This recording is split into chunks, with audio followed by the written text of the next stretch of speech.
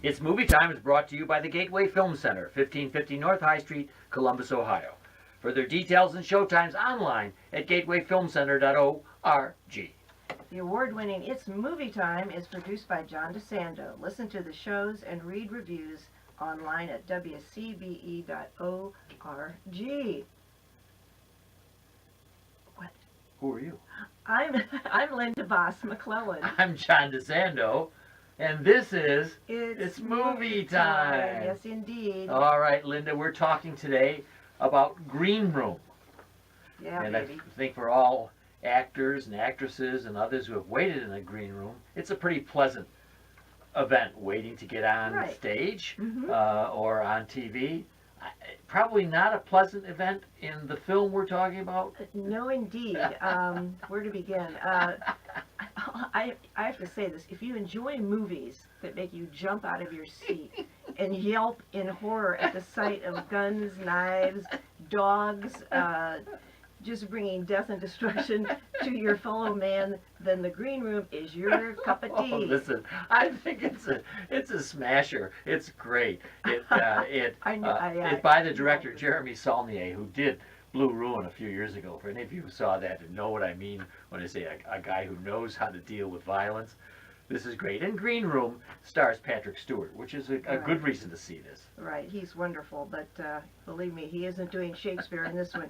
He runs a roadhouse in the backwoods of Oregon that plays live punk music. Yes! And we get the impression that they're cooking something in the basement and it's not soup and sandwich. I think it's heroin. But upstairs they have shows for skinheads. So it's a pretty exclusive white male straight club, and this poor punk rock group. I love their name. Their name is the Eight Rights. The Eight Rights. So here we have a really solid crime thriller horror film, and I think there are elements of comedy in this. Oh, I missed that. Well, particularly in the first part where they're going from one gig to another, and they're just not making any money. Right. And they have the kind of jokes that bands probably have amongst each other. That's probably true. But you're right. It gets pretty scary. Yeah, they have the misfortune of being booked into Darcy's Yes. bar. And all they want to do is just earn enough money to get gas so they can drive back home to Virginia. The worst they do is siphon gas off other cars. Right. The poor kids. Oh, poor kids. They just ain't right. They knew something ain't right. Good one, yeah. For sure they find out something ain't right. In the green room where they're waiting, and they have witnessed a murder.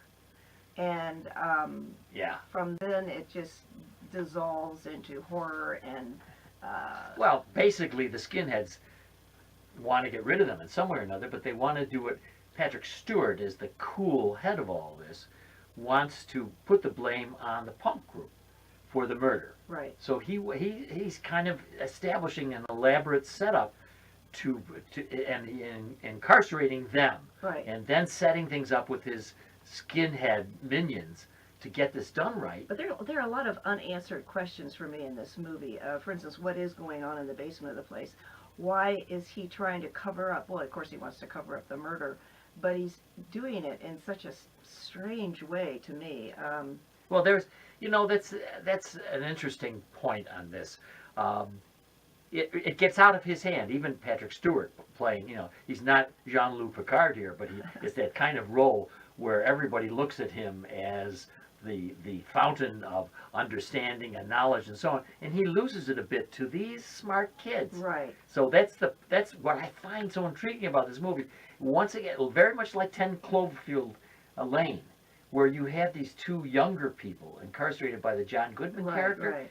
And what the elders don't understand is these young people are pretty smart. Yeah, which I found interesting. Just when I thought that I can't take any more blood and gore, I realized that I was starting to care about these kids. Excellent. And what weapons, besides their wits, were they going to use to get out of this room against Darcy and these band of bloodthirsty soldiers who all wear red shoelaces for some reason. I don't know. That's right. And let's not forget, this is a formula. So it's not a perfect movie because it's following the tradition of slasher movies from years on end. But the what I really like about this is that in that following that formula, not everybody lives through it. It's the Yeah. way it would be, Right. and the way it is. Mhm. And so for these movies, you're going to have body count on both sides. John, do you think Saulnier was trying to send our youth some kind of a political message in this movie? Well, you can stretch it to the allegorical, which you like to do as an English major, and I do too. And by, well, here's my problem with it. The answer to all this is violence overcoming violence. Yeah. And I see in the world scene today, and for ages and ages, that sometimes good people like Americans have to resort to violence to stop violence. And this movie would encourage that, even though there's no other way. I mean, how else are they going to get out of there unless they turn Yeah. violent? So your question is, I think, appropriate for this, but my answer is, what other way do they What are have? their choices, Yeah. right? The writing is so superb. It is. But I hope in the future Saulnier will put his impressive creativity into creating a film that leaves out box cutters and knives and guns and inspires people just to be better human beings. I don't know whether he's even capable of that. Lenny, you are such a dreamer. This is good. But I look at the news every night and it's so depressing and so frightening that to me it's scary to have a movie like this that just encourages more violence. Yeah. Well, well, for me, it's a fiction, and it's a certain type of fiction, and it involves violence, and I can separate myself from it. It doesn't influence me to be a violent person. What I find so intriguing about this is what you talked about, that the character development's excellent, particularly the Stewart character and the Anton Yeltsin character, and Imogen Potts, who plays the young girlfriend of the skinheads. Yeah, she's the only other young actor that I recognize. Yeah. So to me, what's interesting is the wit that they have to use to get out of there. Not so much the fact that it is violent, but when you ask that question, I say to myself, I don't know what I could offer to them. Negotiation's out of the question. Right. With Stewart, there's no way. No. He's completely in control. They have control of the cops. The cops come and go. Mm-hmm. So these youngsters don't, they have to, let me use a corny cliche here, but they have to act in tune with each other to get out of there. Right. And it's not pretty. No, it isn't. But I think the use of violence here is ingenious, but it's not something you take a kid to see. I should hope not. Yeah. The acting is so good. The kids are good, and of course Stewart is so convincing as the evil Darcy. You can't believe the cold, cunning remarks that hiss from his lips. I mean, you just get swallowed up by him. He's so bad. He's just awful. But he's great acting. It is great acting. So, Linda Baas McClelland, the movie that's opening up today is called Green Room. Yes. It stars most notably Patrick Stewart.